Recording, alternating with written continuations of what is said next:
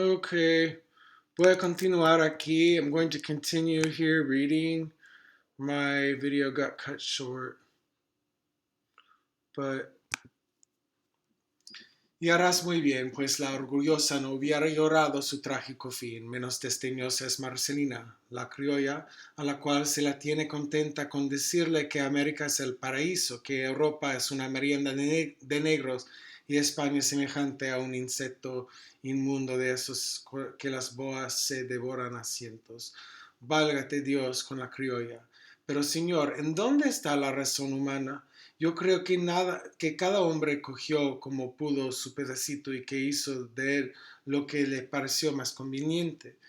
Así que se ven algunos que han colocado su porción en los pies imaginando que de este modo no habrían de dar nunca un tropezón, aun cuando en cambio anduviesen con la cabeza hueca concluyendo por rompérsela contra la esquina. El pensamiento no me parece ni ingenioso ni elegante, pero sí verdadero. Mas observo que estás hoy filósofo. ¿Por qué me aburro? Fruta del tiempo. Fruta de tiempo, tiempos, de todos tiempos. Mirad, mirad, qué blancos hombros los de esa mujer. Malditas apariencias. Que no fuera verdad tanta belleza, pero todo es arroz. Sabéis que he llegado a adquirir un triste convencimiento. ¿Qué es mejor el oficio de marqués que el de literato? Preguntó Pelasgo acercándose. Que las mujeres no son, ni con mucho tan hermosas como nosotras las soñamos. Quitad de su tocador las pompadas, los afetes, los perfumes, desnudadlas de ese pomposo atavío de flores y sedas y contempladlas después. Contempladlas después. Después, mucho más hermosas todavía. El ropaje me ha parecido siempre detestable. Prefiero el arte griego. Es que tú deberías haber nacido en tiempo de Nerón, allá cuando se hacían sacrificios en Pafos, pero la fortuna te ha sido adversa y hete aquí con frac y largos pantalones contemplando en vez de jóvenes desnudas consagradas a la impúdica Venus a nuestras mujeres españolas metidas en jaulas de acero y en corsés a la perezosa. Atiende, no obstante, añadió Pelagoso, que no le he perdido todo y que hacer Fidias, o cualquier otro escultor de aquellos tiempos no me hubieran faltado en este baile preciosos modelos. Esa joven que, acogida al brazo de aquel novel diplomático, acaba de pararse al pie de las fuentes, es uno de ellos. No hay duda que oculta bajo la larga cola del vestido lo que una aldeana de mis países enseña sin rebozo al pasar un arroyo o subir un pichacho. Pero un cambio nos muestra atrevidamente el seno hasta más de la mitad. Dijérase que está a solas en su gabinete. Lleva los brazos completamente desnudos y una transparente y bienhechora gasa permite que la mirada contemple sin estorbo, hasta tocar la aprisionada cintura, las formas clásicas de su preciosa espalda. No puedo consolarme con esto de los tiempos de César. Hablas como sientes, es decir, de una manera indecorosa y que pudiera decirse prohibida. Me calumnias. En tal caso, que prohíban los escotes y las danzas, que pues no, yo no hago más que hablar libremente de lo que aún más libremente veo. Ahí las tienes, asientos pasan ante nosotros, dándonos, como quien dice, el rostro con sus perfecciones. No vienen hoy casi todas cual si quisiesen servir de modelo para alguna de las tres gracias. Mas cómo suceder de otro modo si el baile es toda etiqueta, y si mientras se envían misiones a los salvajes para predicarles la moral cristiana y el santo pudor de las vírgenes.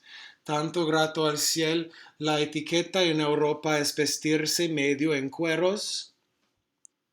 Reía el crítico Pelasgo al decir esto, con todo su corazón, porque su mayor placer era la burla, aun cuando no soportaba que se burlasen de él. Pero el poeta Ambrosio, que sin ser mejor que su amigo era capaz de convertirse en santo por llevarle la contraria, repuso, decir crítico es decir lengua de serpiente. Mas el que quiere echarle en cara a la sociedad sus vicios debe empezar antes por corregirse a sí propio. Declamar contra el escándalo y ser escandaloso son dos cosas que se contradicen. Como Pelasgo y tú, añadió otro. En efecto, repuso el primero, cuando yo digo A, él dice Z, lo cual significa sin duda que soy la primera letra del alfabeto y Ambrosio la última. ¡Qué sueño me domina! Diríase que no he dormido en un mes. Parece que las horas caminan con pies de plomo, añadió otro haciendo eco como es costumbre al bostezo de su vecino. Y sin embargo, cómo se divierten los dichosos. ¿Quién fuera uno de ellos? En vano los deseas, y yo contigo, repuso un tercero bosteando también. Las mujeres chillan como cotorras, la música resuena como un trueno, el calor hace que la ropa se pliegue a nuestro cuerpo como la túnica cuando salimos del baño. Y ahora pregunto, ¿a qué se viene a estos sitios si no es a fastidiarse? No venir, dijo Pelasgo. No venir. ¿Qué hacer entonces de este pobre cuerpo? En ninguna parte se encuentra bien. Enviarlo al océano a saber noticias del cable submarino o a investigar tierra adentro de qué son estas botas azules. Esas botas azules. Silencio, señores, es una cuestión difícil. ¿No saben ustedes que ese duende de Duque no quiere que se murmure de él? A pesar de que se le ha esperado toda la noche con una ansiedad que regaba en agonía, ninguno se ha atrevido a pronunciar su nombre en voz alta. Y por cierto que acaba de dar a esta sociedad el mayor chasco del siglo. ¿Cómo habrá de reírse con su risa a lo Mefistófeles, cuando sepa la ridícula farsa que acaba de hacer, representar en vano a tanta noble eminencia? Trabajo costaba en las primeras horas de la noche contener la risa al notar el grave recogimiento y parsimonia de todos los circunstantes. ¿No permanecías tú también tieso y empaquetado como un milord? Donde estuvieres, haz como vieres. Sabia máxima es esta que nunca olvido, mas para mi interior murmuraba del lance como una mala lengua que siempre he sido. Ninguno, aunque le devorase la impaciencia, se atrevía a bailar, porque iba a venir el gran duque que detesta el baile y se burla satánicamente, según dicen las tinieblas, y los que, dando saltos al compás de la música, dejan sueltos al aire con harto poco decoro los faldones del frac con sus propias palabras, mientras las damas, semejantes a rosas en medio de un remolino, se desgreñan, languidecen y marcan cual si se hallasen en alta mar. Lenguaje es el digno de quien lo usa. A Pelasgo. No le complacen las tinieblas, dijo Ambrosio, y esto es muy natural. ¿Quién es tu enemigo? El de tu oficio. ¿Quién se cuida de cosas tan ruines? Repuso el crítico con desdén. Ni me incomodan, ni temo a enemigos que hieren en la sombra. Ese periódico envidioso, malintencionado y tan oscuro como su nombre es la caricatura de la prensa, y si siquiera teme a los artículos de nuestro amigo, que son los más temibles que en la corte se escriben. Por el contrario, las tinieblas se muestran verdaderamente atormentadoras con Pelasgo y algunos otros discípulos y imitadores de Moratín. Es el látigo de los látigos que nada respecta, que nada respeta. Es el asesino de las formidables reputaciones, el mordedor de los que muerden, el infierno de la prensa, en fin, la venganza de la venganza, si así decir se puede. Vergonzoso es un poeta o un escritor cualquiera se digne hacer la apología de ese cobarde monstruoso que lanza sus saetas al abrigo del incógnito. O lo mismo hacen casi siempre los imitadores de Moratín. Y por otra parte, tú sabes muy bien, Pelasgo, y lo sabemos todos que la firma de algunos escritores al pie de ciertos artículos no demuestra comúnmente valor sino osadía. De cualquier modo, las tinieblas no... De cualquier modo, las tinieblas son entre los demás diarios de la corte semejantes a una mancha en un vestido de boda, concluyó Pelasgo con mal encubierta saña. Pedante y follón, tú y los diarios sí que sois una mancha y veneno, dijo. ¿Qué pasa aquí? Dijo riendo una voz que sin saber el cómo llegó hasta ellos.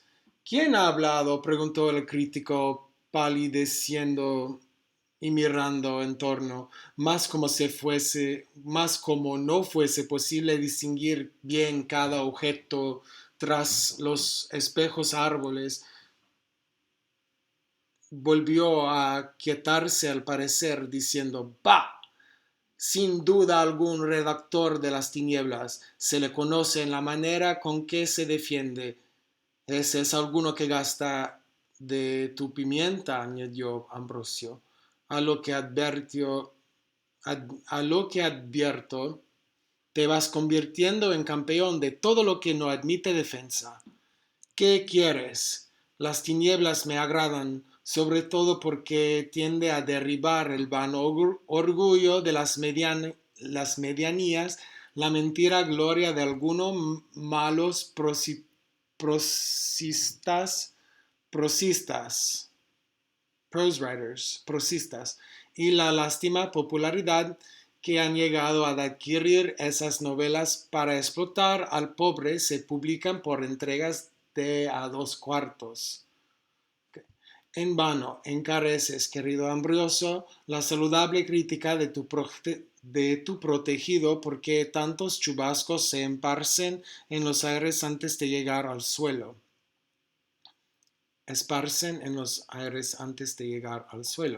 Oh, no solo llegan al suelo, sino que caen como un diluvio sobre las víctimas. Imposible, si así fuese, ya no hubieran existido muchos de mis amigos, pues si mal no recuerdo, no hace muchos días que el tal periódico, con el mal estilo y la mala intención que les propia, arrojaba sus iras sobre la fecundidad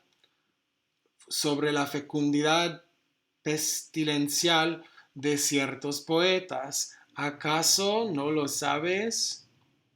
La gloria del poeta está siempre más alta que todas las críticas, y ningún hijo de las musas publica nunca sus obras por entregas de a 2 cuartos, repuso Ambrosio enojado. Y hacen muy bien, contestó Pelasgo, porque ni de balde las quieren. Díganlo si no tus romances y interminables leyendas, que en compañía de muchas otras duermen el sueño eterno en los detalles de las librerías. Señores, dijo levantándose, dijo uno levantándose. Entran ustedes en un terreno impropio de personas de honor. Cada cual vale lo que vale. Perdone usted, amigo, respondió Pelasgo sin poder contenerse. El señor no vale nada. Agradezco tanto favor, contestó Ambrosio con ironía, inclinándose profundamente. Más aún, cuando ninguno de los dos pueda dar sentencia en esta causa, me atrevo a decir sin modestia, que el señor Pelasgo vale muchísimo menos que yo. Reparen, señores, añadió otro, reparen el lugar donde nos encontramos y que no somos niños. Se parecen ustedes en este instante a dos periódicos cuando en el ardor de la polémica se llaman esto y aquello y se dicen tú eres y yo soy. Tenía ya Pelasgo la sangre subida a la cabeza y como tratándose de chistes no podía soportar otros que los suyos, exclamó con desentonado acento. Mal sientan las gracias al que no la tiene. Eso es precisamente lo que siempre te ha acontecido, respondió el otro dispuesto a entrar en contienda, y no sabemos lo que ahí pasaría si la misma voz que había hablado antes no dijese de nuevo. Tal para cual. Entre pedantes y malos escritores la diferencia es leve, pero en estas artes le corresponde a Pelasgo su supremacía. ¿Quién es el cobarde que se esconde para decir tales palabras? Exclamó Pelasgo fuera de sí. El que ha de ponerle el cascabel al gato, añadió la voz dejando oír enseguida una carcajada cuyo eco fue a perderse en lo último de los jardines.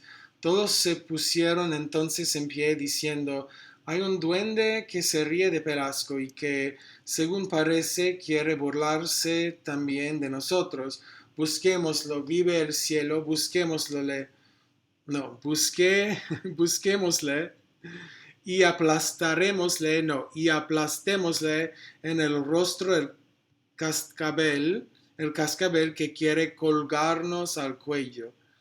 En aquel instante resonó en los salones cierto sordo rumor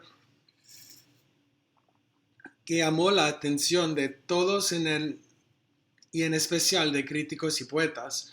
Grande era la confusión que allí reinaba, pero pudieron ver al fin al Duque de la Gloria, que apareció en lo último de una galería, magnífico y sorprendente como la visión de un hermoso sueño. Burlón el rostro y blanco como un pedazo de mármol, la mirada penetrante como saeta, aunque atractiva y fascinadora al mismo tiempo, el negro cabello agrupado sobre la frente de una manera extraña.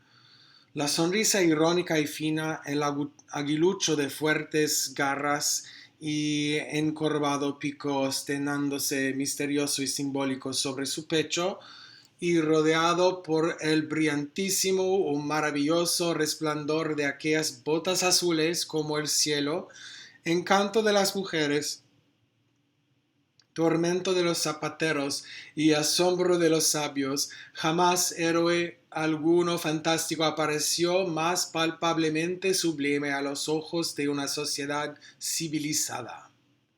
Al verle detuviéronse los literatos y los críticos, sin poder dominar la sorpresa de ellos, se había apoderado, mientras se notaba a sí mismo en todos sus semblantes la alegría, el asombro o la confusión de que cada uno se hallaba poseído.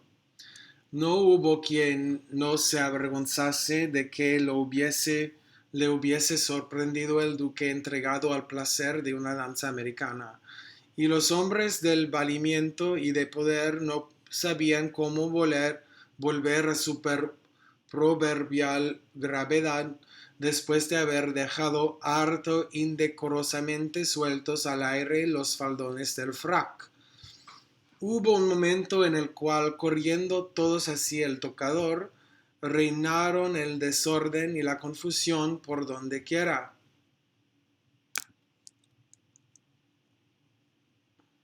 No volveré a bailar en mi vida, decía en alta voz y con despreciativo desdén más de una dama. Yo haré de modo que nadie pueda comprometerme a semejante cosa como me ha sucedido esta noche.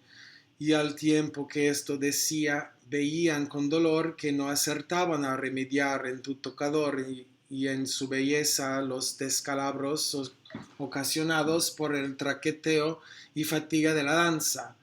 Los unos aparecieron de repente meditabundos, los otros graves y serios, los demás desdeñosos o en extremo corteses, pero ninguno como realmente era. La farsa no podía ir más allá. Contemplaba el duque este cuadro desde la puerta del salón principal, semejante al orador que espera a que cese el último rumor de los aplausos para empezar a hablar de nuevo.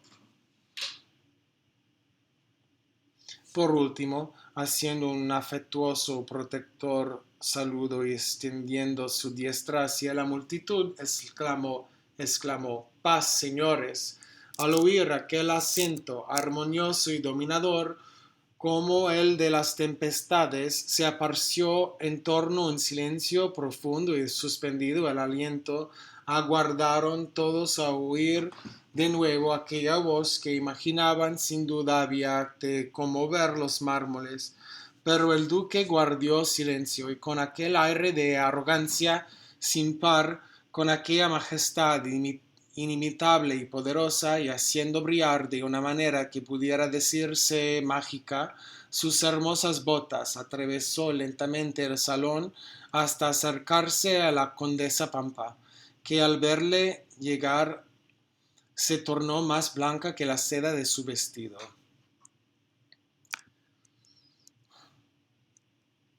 Hallábase todavía cogida al brazo del gran lord inglés, quien con el rostro sepultado entre dos enormes patillas rojas lanzó sobre el duque de la gloria una mirada de embajador británico. Mas cuidándose este poco sin duda de la diplomacia de los hijos de Albión, contestó a aquella especie de mudo desafío hiriéndole en los ojos con el resplandor de sus botas, con lo cual hizo el lord guiños poco graciosos mientras el duque le decía a la condesa: señora, esto se llama empeñarse en acortar la vida, esto es gastarse sin tregua como si el tiempo que malamente se pierde hubiese de volver a recobrarse. Como señor duque, el baile, condesa, el baile. Oh, es detestable la fatiga, la agitación, la velada, marchitan la vida como el hielo las flores. Me causan ustedes lástima, profunda lástima, mas mis ojos dudan de la realidad de lo que ven. ¿Cómo he merecido tanto favor? Quizá ignoraban aquellas que yo vendría. Soy al cabo de un desconocido aquí. No entiendo, tartamudeó la condesa, que aun cuando había perdido la comprometida costumbre de ruborizarse, sintió de pronto que la sangre ya desaparecía, ya se agolpaba a sus mejillas. El duque dejó caer entonces una de sus más irónicas y penetrantes miradas sobre el rostro de la condesa y añadió: yo tampoco comprendo, lo cual es en verdad un conflicto. Pero no importa, por fortuna he sido siempre discreto y apenas veo nunca aquello que no debo ver. Pero, señor duque, nada es a mí, condesa, a quien toca excusarse. ¿Acaso no he debido penetrar aquí desde el instante en que descubrí desde lejos misterios que el pudor oculta a los extraños?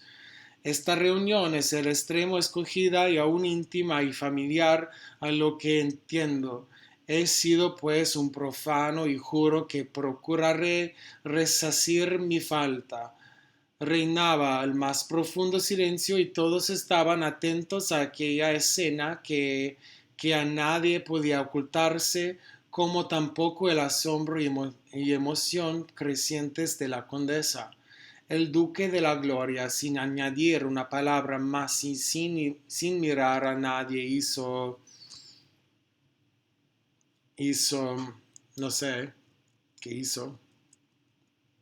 Hizo un profundo saludo a la dama y salió del salón.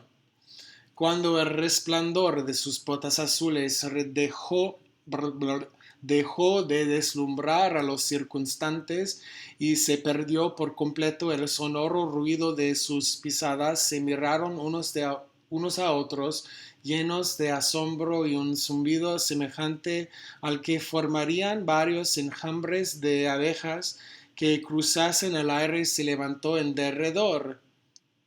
Es muy difícil. Era así sordo, así confuso y como temeroso de ser oído. Sospechábase si el duque habría quedado oculto tras de las anchas cortinas o entre el follaje de los jardines. La condesa Pampa, trémula y nerviosa, retiróse enseguida a su gabinete. Las otras damas, circunspectas, pensativas y casi avergonzadas, empezaron a quejarse de la jaqueca, y muchos caballeros se atrevieron a sospechar, malhumorados, que el gran duque de la gloria, en compañía de las botas más insolentemente célebres, había querido reírse de aquella sociedad tan respetable como escogida. Hubo, no obstante, quien dijese enérgicamente esta opinión, asegurando que un hombre de tan elevado rango y de tan inmensa fortuna no podía burlarse de los que allí se encontraban sin burlarse de sí mismo. El duque de la gloria concluyeron diciendo: es un ser incomprensible, notabilísimo y casi diabólico, y el querer penetrar el móvil y el fondo de sus extrañas acciones en cosa tan imposible como el saber al presente de los habitantes de la luna gastan y no pantalones como nosotros y se matan legalmente en campaña con rifles o cañones de Armstrong. Pasóse en estas murmuraciones sin que de, cerca de una hora sin que se volviese a bailar ni se soñase en ello siquiera, y los salones empezaron a quedar desiertos a las 3 de la mañana, la hora más animada en las reuniones nocturnas. Pero, cosa extraña, al pie de la extensa galería por donde había desaparecido el duque con concurrentes, volvieron a encontrarse reunidos una bellísima estatua que nadie había visto hasta entonces se hallaba colocada a la entrada. Representaba el pudor que con el dedo índice colocado sobre los labios, una venda y los ojos y una actitud sigilosa, al par que lánguida y melancólica, daba la espalda a la puerta como si quisiese huir avergonzada de un sitio en donde no podía permanecer ni aun vendada. Es muy difícil, muy difícil. Magnífico pensamiento, repetían todos. Obra maestra. He aquí una sorpresa en que no esperábamos. No hay otro como la condesa para estas cosas. No obstante, añadía alguno, haber colocado aquí la estatua del pudor, ¿para qué? ¿No fue acaso una chanza? Yes, exclamó el gran lord, que desde que la condesa Pampa le dejara no había vuelto a desplegar los labios. Sin duda que el caso es raro, ¿y quién será el artista que ejecutó tal maravilla? Oh, un inglés, volvió a decir, un inglés, volvió a decir con acento nasal, un inglés, volvió a decir con acento nasal y sonriendo al gran lord mientras le alejaba acompañando de sus enormes patillas. Estas palabras despertaron nuevas sospechas en los que eran dados a pensar mal, y cada uno se fue a su casa a dormir. Si bien no todos durmieron, cuéntase al menos de aquella noche y de algunas otras que vinieron después, que la incierta claridad de las lámparas de noche veían vagar las camareras ciertas sombras que se creyeran las de sus aristocráticas, no, aristocráticas señoras presas acaso de un insomnio cruel. Okay. I have to read 6 chapters of this novel in 5 days, which it's just very intense. And I have just a couple easy questions to answer about this. Like, seguimos en la fiesta, so we're at this party, this whole chapter. You didn't get the very beginning of the chapter, the first page or so, because my video cut off for some reason. Anyway, ¿qué dicen los hombres que son escritores de las mujeres? What did the men say about the women? Honestly, I couldn't tell you. I just read the entire thing. I couldn't tell you. I'd have to look back. ¿Qué elemento aparece al final del capítulo y qué puede significar? Again, no idea. No idea. I'm going to look here just because it takes so much attention for me to read this that, I mean, my brain is everywhere to understand this, and so I'm missing big chunks. But like, of course, in the moment, I feel like I'm understanding it, but then it's either I have no memory or it's that I'm not really getting it. But it's very strange. So what happens? Somebody came in here at the end. Something about Armstrong. Well, El Duque de la Gloria, I think he came in. No, they're still talking about him. Earlier we knew he didn't want them talking about him. Okay, we've got the Grand Lord. The Grand Lord came in. And what does that mean? So that's what I need to figure out. What element appears in what does it mean? The Grand Lord. Let me look ahead. Okay, so the next question doesn't help me. But we know that there are women and men at this party, and it's Condesa Pampa's party, and everyone's fascinated by El Duque de la Gloria, and this Lord comes in at the end. I have no idea, guys, and that's what, it's just hard. I have to read all this stuff, figure out what it means. So, yeah. See ya.